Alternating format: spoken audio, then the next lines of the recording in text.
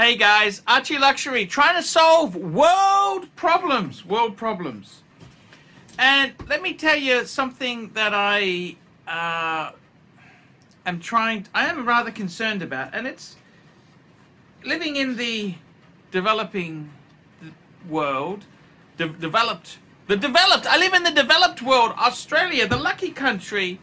It amazes me that housing has become so expensive and scarce. I mean, I'll be totally honest with you. In my day, years ago, it was always easy to rent a place. To rent a place was nothing special. Now there's reports of over 100 applicants for rental accommodation. And it leads me to say, well, why doesn't the government... There's heaps of land around. You go out for a drive and you see land. Why doesn't the government do something? You know, do something with that. They could do something. Like, for example, they could put together a tiny house community, little cottages and, you know, cute little, you know, those tiny houses on trailers and that. The only problem is, if the government did that, this is where the problem is, and this is the problem with the woke world that we live in. If they did that, guess what? These areas where they put these tiny homes would become slums.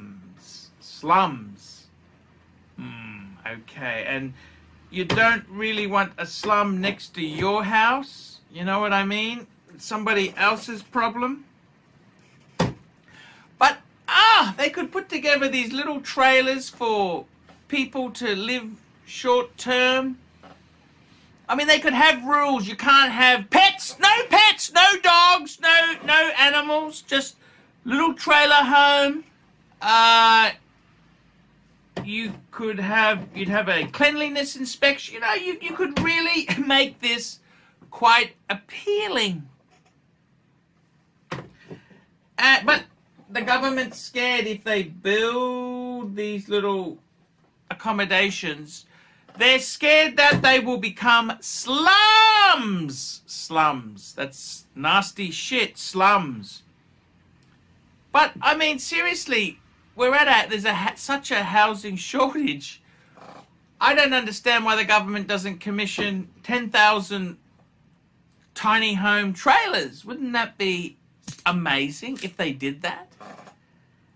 And they could rent these to these people, so it would become self-costing. It's not like they're donated for free. They could self-cost. You'd apply to rent one, and then you could have a buyback scheme on them to try and create more opportunities. You know, there's all sorts of things you could do.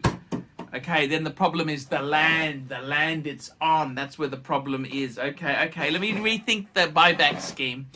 But realistically, nobody grabs the bull by the horns and says, right, why don't we create a whole lot of tiny houses, and instead of having an old car out the front, we set some standards. We need to set some middle-class standards there.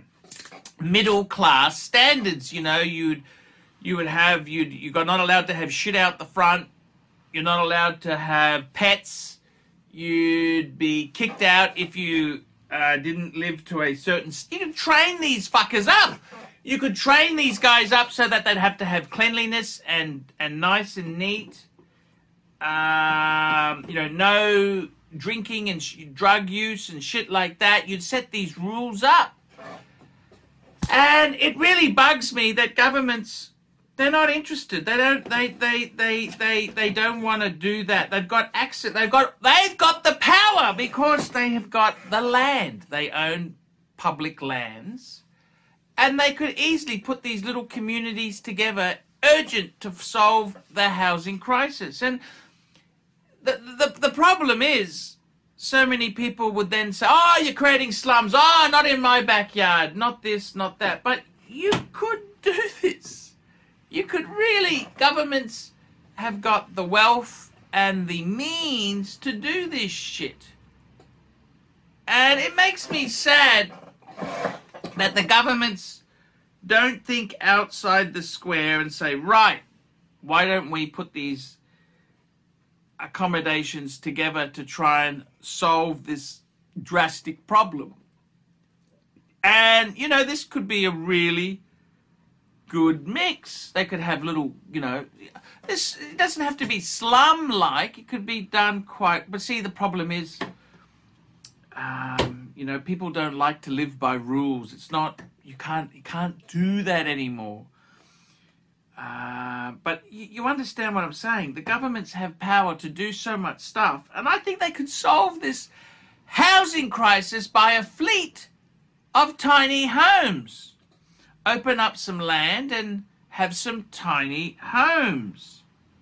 And there's great potential for this. This could be a really good way to go to do things. And, you know, this could just be short-term housing before, you know, you could have maximum time is a 5-year lease or something like that. You know, this is what I'm thinking. But, you know, it's PC world. It just, everybody takes what they can. They don't want to give back. But, you know, governments have got land at their disposal, okay? They have got the resources to say, well, let's commission 1,000 tiny homes and let's try this. Yeah, 1,000, well, maybe 1,000, maybe 100 to start with, 100. And we can get this little community go. I mean, I suppose the problem is you're creating glorified trailer parks. You're creating glorified trailer parks. Oh, this makes it so difficult to solve, doesn't it? But, you know, what are you going to do? There's people living in cars now. I mean, these are people, they're surfing. They're not really got access to anything. Could you create government-owned caravan parks? That's something you could certainly do. Government-owned, yeah, I reckon that's the way to do it. And you know, they're not, okay, then you'd be creating slums. These would become well, I don't know if they would be slums necessarily. You'd be kicked out for drug use or drunkenness behavior. You'd have to set some rules, otherwise it's not going to work. And, I mean, in this PC world, what other choices do we have there? What can we do when we've got mass shortage? And they can't build enough normal homes, so this is like a stopgap procedure. Some tiny home communities. If the government said, let's put together 20 tiny home communities, you have a few in rural, have some in the city, industrial park, you put them all around the place, and you could then, this is just an idea, because at the moment they're doing nothing. They're nothing. The housing shortage is doing absolutely nothing. What are you going to do? You're going to live in your car, or a van, or a tent. You don't want to do that. A tiny home would be a lot better.